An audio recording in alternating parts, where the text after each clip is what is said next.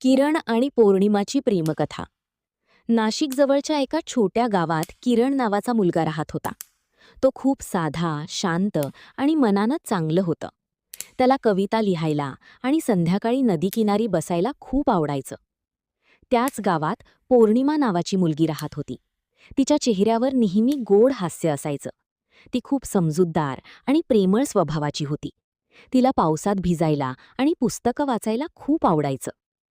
एकदा गावात मोठी जत्रा भरली होती.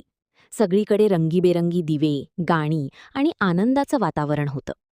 किरण आपल्या मित्रांसोबत जत्रेत फिरत होता. अचानक त्याची नजर पांढऱ्या ड्रेसमध्ये ती अगदी चांदणीसारखी दिसत होती. किरण काही क्षण तिच्याकडे बघतच राहिला. पौर्णिमाने त्याच्याकडे पाहून हलकसं स्मित केलं. त्या एका स्मिताने किरणचं मन तिच्यावर जडलं. दुसऱ्या दिवशी किरणने धाडस करून तिच्याशी बोलायला सुरुवात केली. "हाय, मी किरण." पौर्णिमा हसत म्हणाली, "माहितीये, काल जत्रेत सतत माझ्याकडे बघणारा तूच ना?" दोघेही हसू लागले. हळूहळू त्यांची मैत्री वाढली. रोज फोनवर गप्पा, नदीकिनारी भेटी आणि एकमेकांसोबत स्वप्न शेअर करणं सुरू झालं.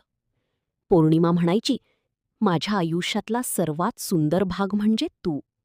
किरण हसून म्हणायचा, "आणि माझ्या प्रत्येक आनंदाचं कारण तू आहेस." दोघांचं प्रेम दिवसेंदिवस वाढत गेलं. पण त्यांच्या प्रेमात अडचणीही आल्या. पौर्णिमाच्या वडिलांना प्रेमविवाह मान्य नव्हता. त्यांना जेव्हा दोघांच्या नात्याबद्दल समजलं, तेव्हा त्यांनी पौर्णिमेला बाहेर जाणं बंद केलं. पौर्णिमा खूप दुःखी झाली. किरणलाही तिच्याशिवाय काहीच चांगलं वाटत नव्हतं. पौर्णिमा हसून म्हणायची, "आणि तू आजही माझ्या हृदयात पहिल्यासारखाच आहेस."